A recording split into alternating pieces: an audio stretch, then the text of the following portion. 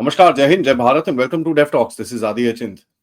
आसिम मुनीर फिर से once again starts up. उसने पूरा कश्मीर का मुद्दा फिर से उठाया है एंड कोई मुद्दा तो है नहीं, बट उसको उसके कहीं पे एक कीड़ा है जो उसको काटता रहता है।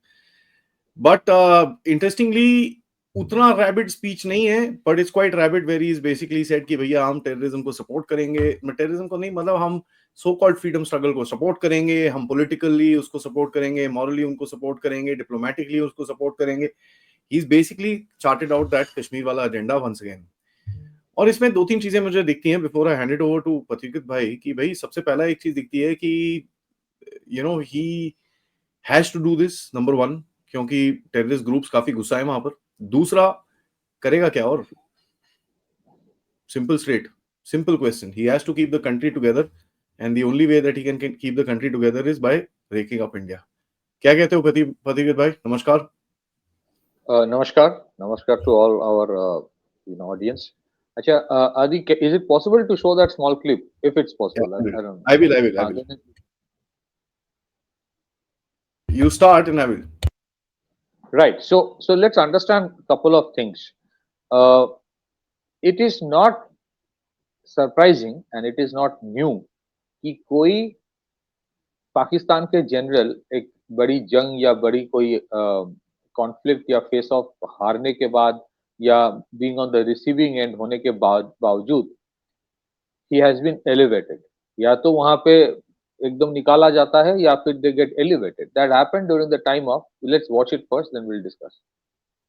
We can never miss to mention about the great sacrifices of our Kashmiri brethren in Indian illegally occupied Jammu and Kashmir. We stand firm with the Kashmiri people for their right of self-determination, for the resolution of the internationally recognized long-standing dispute in accordance with the United Nations Security Council resolutions and the aspirations of the people of Kashmir. What India tends to term as terrorism is in fact the legitimate struggle as per the international conventions. Those who endeavored to subdue the will of Kashmiri people and sought conflict elimination instead of resolution have made it more relevant and pronounced through their own actions. As Allah has said, وَمَكَرُوا وَمَكَرَ اللَّهُ وَاللَّهُ خَيْرُ الْمَاكِرِينَ. And they planned and Allah planned, and Allah is the best of the planners. The world must realize that without a just and peaceful resolution to the Kashmir issue, regional peace will forever remain elusive with perpetual danger of conflict in South Asia. I pay tribute to the Shuhada of Indian illegally occupied Jammu and Kashmir and to those who continue to struggle for the right of self-determination. Their valor and perseverance will never be diminished by the brutal and oppressive occupying regime. Pakistan will always continue to provide political, diplomatic and moral support to the valiant people of Indian illegally occupied Jammu and Kashmir, while the enemies of Pakistan continue unabated efforts to stall our destined rise. Our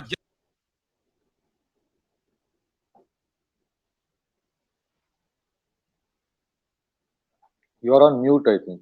मैं बोल रहा हूँ destined rise. That's the only thing I should. Pakistan's destined rise. ये there's nothing surprising in it. पहली चीज तो let's understand, 1999 में कारगिल हुआ था. कारगिल में इंडिया एक्चुअली वन. वो पाकिस्तान का जो ऑब्जेक्टिव था वो फुलफिल हुआ नहीं था and the objective was very sinister. फिर उसके बाद क्या हुआ? उसके बाद there was a military coup. Initially Pervez Musharraf was the general that time, so he had a very critical post when Kargil happened. वो जनरल था या one of the top lieutenant general, वो थोड़ा चेक कर लेना, but I think he was one of the top position. वही कारीगर था. He was one of the chief architect of Kargil. तो उसके बाद ही there was a military coup. फिर उसके बाद नवाज शरीफ को हटा के he first became the chief executive of Pakistan. फिर उसके बाद he became the president of Pakistan. फिर उसके बाद पार्लियामेंट अटैक हुआ इंडिया में. Look at the chronology. Somebody who was the chief architect of Kargil war lost the war, became the chief executive through a military coup, became the president of Pakistan, then parliament attack happened. तो यहाँ पे there was a Pahalgam terror attack. फिर उसके बाद India ने जो फोड़ा वो तो सबको पता है. फिर उसके बाद he was elevated to a field marshal, जैसे आप field marshal बोलते हो. Now, where is the guarantee that इसके बाद वो कारगिल नहीं अटेम्प्ट कर रहा है? तो कारगिल अटेम्प्ट या समथिंग लाइक दैट. और ये क्यों कर रहा है? Why was this speech necessary? अब देखिए what happened with Pervez Musharraf when he became the president of Pakistan. Pakistan के प्रेसिडेंट होने के बाद he try to be liberal. दो चीज उन्होंने किया। First, he was part of the war on terror. Pakistan was the biggest ally of United States. जो so called war on terror, या फिर उसको हम बेसिकली कह सकते हैं war on terror that hits US, not all terror. ठीक है, तो he was the biggest ally, he was the biggest executor of operations. And then वो परमिशन दिया कि आप वो जो खैबर पख्तूनख्वा और फेडरली एडमिनिस्ट्रेटेड ट्राइबल एरिया, वो सारे अब मर्ज हो गया है, वहां पे जाके आप ऑपरेशंस करो। एंड कितना कितना लोग, कितने लोग मारे गए, कितने एयर ऑपरेशंस हुआ, सब कुछ हुआ। एंड देन पाकिस्तान में Pervez Musharraf was trying to bring some kind of liberalism. उसका नतीजा क्या हुआ? नतीजा ये हुआ कि उसके ऊपर बहुत सारे असैसिनेशन अटेम्प्ट्स शुरू हो गए, not by anybody else but by radical extremist organisations या terror organisations within Pakistan. And उसके लिए कर्टेन जो था, the closure of the Musharraf chapter was Lal Masjid incident in 2007, the siege of Lal Masjid. Now, देखो, we might say anything, but असीम मुनीर बेवकूफ इस हिसाब से नहीं है। उसको भी पता है boss, in what situation I am right now. So he is not going to do something जहां पे his whole life, his whole career, his everything will be totally at stake. उसको पता है कि उसने क्या किया विद यूनाइटेड स्टेट्स, वो Nobel peace prize, global peace prize, universal peace prize for Trump जो बोल दिया। ही नोस कि पीपल माइट बी एंग्री कि यार ईरान में जो ऑपरेशन हुआ उसके ऊपर भी खबर आ रहा है, there is an American Pakistani एक टैसिट सपोर्ट। उसको ये भी पता है कि ये चर्चा हो रहा है कि अगर इसका प्लान बी करना था अमेरिका को, the easiest way inside Iran is always through the Balochistan area, into that Sistan Balochistan of Iran. ये चर्चा हो रहा है और आज सोशल मीडिया में तो फीड हो रहा है। So he has to balance it. और क्या the question, the most important question, ये बैलेंसिंग क्या एक स्पीच तक सीमित रह जाएगा? It is very difficult. अगर वो सीमित रख दे सिर्फ स्पीच तक, तब तो उसके ऊपर चढ़ जाएंगे सब। व्हाई ही हैड, वो जो पूरा अमेरिका ने सपोर्ट दिया उसको पोस्ट ऑपरेशन सिंदूर, ये जितना कुछ हुआ और वो जो चीज किया उसने दिखाया, I am so close to Pakistan, so close to United States, it was for his immediate survival. क्योंकि वहां पे मिलिट्री कू होता रहता है, so he needed to show everyone within the establishment US is with me. But now he knows I have to take the next step. The next step is I have to do something spectacular again.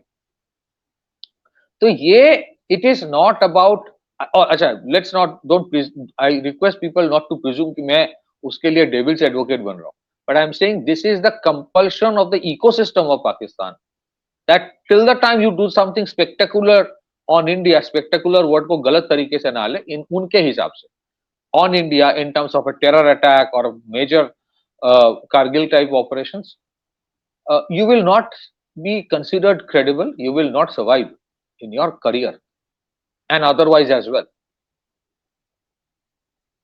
And I cannot say, and no one can say, ये कोई openly आके बोल नहीं सकता कि नहीं, क्योंकि America का एक alleged containment policy है इंडिया की तरफ कि यार इसको इतने आसानी से $10 ट्रिलियन इकोनॉमी नहीं बनने देना है, तो इसी वजह से अमेरिका पुश कर रहा है, करो। No, I can say that, but yes, कहीं ना कहीं कुछ डील तो हुआ होगा ना कि if I am supporting you for the Iran operation, अगर मेरे ऊपर इतने इल्जाम आ रहा है कि यार वो उनके ईरानियन आर्मी चीफ के मौत के लिए भी बोला जा रहा है कि कोई घड़ी दिया गया था, ये सब, आर्मी चीफ या इंटेलिजेंस चीफ जो बकेरी उसका नाम है। So what is that he would try to take? Somebody can say कि यार he doesn't have the bargaining power, but the big question is ये जो सेटअप बना के रखा है अमेरिका ने with in Pakistan, in spite of all the problems, ये जो हुआ total failure, fiasco, will America prefer कि पूरा सिस्टम डिसमेंटल हो जाए, फिर से मिलिट्री कू ये सब हो जाए? नो। तो कहीं ना कहीं अगर कुछ ये ऑपरेशन प्लान करे I don't know, but at least certain section of the establishment in West, मैं कोई country का नाम specifically नहीं ले रहा हूँ, they will keep an arm's length distance कि ठीक है थोड़ा बहुत कर लो, बहुत ज्यादा मत करो. That's why that is the reason Operation Sindoor is not over. That is what Prime Minister Modi said. And I'm sure military history अगर आप देखेंगे, अगर कारगिल के बाद पार्लियामेंट टेरर अटैक हो सकता है, तो पहलगाम टेरर अटैक के बाद एक कारगिल नहीं हो सकता, इसका क्या गारंटी है? It may not happen today. It may happen within a year. And I will come to the next part of something more. Back to you. For me, the main thing is, see, मैं कल रात मैं I've been covering this Pakistan में किया क्या है हमने for past some time, 2-3 मैंने वीडियोस कर दिए हैं इसके ऊपर, and I've been saying you know one thing very clearly कि यार there is something, these guys are planning something which is going to be, you know, because अगर आप देखिए they cannot sustain themselves without Bharat के साथ कुछ उल्टा सीधा काम करे हुए, right? So there is something that these guys will plan, बेवकूफी कुछ करेंगे, and let's see, the game will be, and we know that intelligence भी आ रही है कि they've started rebuilding these sites and this and that, which actually tells you कि भाई Pakistani army के हाथ में कितना है. Even if they don't want to, because they are going to take the punishment this time, they have to. And absolutely, एक related news है. The related news about detention of 36 Bangladeshis in Malaysia. And they were detained for creating Malaysian police busted, as per News 18, a radical network linked to ISIS and JMB. JMB stands for Jamaatul Mujahideen Bangladesh, arresting Bangladeshis who used labor routes and migrant hubs to plot Dhaka's destabilization from abroad. Now, ये जो radicalization Bangladesh में पहले से था, इतने बड़े पैमाने भी हो रहा है, तो पाकिस्तान will try to, अगर US या West uses another country as a proxy to destabilize another country, तो कौन सी गारंटी है कि Pakistan this time will not use a proxy to destabilize India? And that is why the threat from the Eastern Theater comes. आज जिस level पे अगर आप देखेंगे ना, बांग्लादेश में पिछले 7-8 महीनों में जिस तरह के रेडिकल एक्सट्रीमिस्ट ऑर्गेनाइजेशंस को जेल से छोड़ा गया, ये बोल के नहीं उनके ऊपर पॉलिटिकली मोटिवेटेड ट्रायल चल रहा है, और जिस तरह के मतलब भाषण वहां से दिया जाता है, सुसाइड बॉम्बिंग की बात हो रही है कि परमिशन दिया जाए तो इंडिया में जाके हमें फाइटर प्लेन की जरूरत नहीं है, 70 सुसाइड बॉम्बर्स भेज देंगे, ये सब बोला जा रहा है. फिर बहुत सारे स्पीचेस दिया जा रहा है by elements from Jamaatul Mujahideen Bangladesh, या बहुत सारे वो Bangla Tiger, ABT, Ansarullah Bangla Tiger, ये सारे ऑर्गेनाइजेशन खुली छूट है. They are doing everything they can on Hindus. That's another story. I don't want to digress, but somewhere I feel we all have abandoned the Hindus of Bangladesh. That's a reality. तो ये जो situation ecosystem इन बांग्लादेश में हो बनाया जा रहा है, जहाँ पे उनके आर्मी चीफ आके बोल रहा है कि द कंट्री में vertically split, that it is being analysis किया जा रहा है कि इट्स बिकमिंग अनदर सीरिया. इसका सबसे ज्यादा फायदा किसको होगा? तो सबसे ज्यादा फायदा किसको होगा? People know it. सो अगर somebody else have always used Pakistan as a proxy, क्या गारंटी है कि Pakistan this time will not use a proxy? So we have a threat from both the sides, and we do have a threat. इसीलिए the government has been mature enough कि कोई celebration नहीं है. Operation Sindoor is not over. It is just a cessation of conflict for the time being. It's a cessation. It's all, I think, मतलब पर्दे के पीछे या जो दिख रहा है उसके आड़ में, I think operations are going on, preparations are going on. It may not be a full-fledged war, लेकिन I do not rule out two things. Number one, the possibility of another terror attack, major terror attack somewhere. Secondly, the possibility of another Kargil, and it may not happen in Kargil this time. And that is why I keep on saying कि भाई critical infrastructure को define करो. And कल जो incident आया था, that's a different issue, but ये जो sabotage वाला angle भी एयर इंडिया में प्रोब किया जा रहा है, that is very much possible. इसका मतलब ये नहीं कि सबोटाज साबित हो गया, बट एक पोस्ट कॉन्फ्लिक्ट सिनेरियो में अगर कुछ किया जाता है, it's not surprising. So you have to define your critical infrastructure and protect them. हमारे यहाँ आज भी क्रिटिकल इंफ्रास्ट्रक्चर प्रोटेक्शन एक्ट नहीं है। क्रिटिकल इंफ्रास्ट्रक्चर प्रोटेक्शन एक्ट आ जाता है, then you would have severe checks and balances measures कि कौन कौन कंपनी कहां कहां कौन कौन चीज में ऑपरेट कर रहा है, उसके साथ किसका कॉन्ट्रैक्ट है, what is it's security implication. ये होता नहीं है।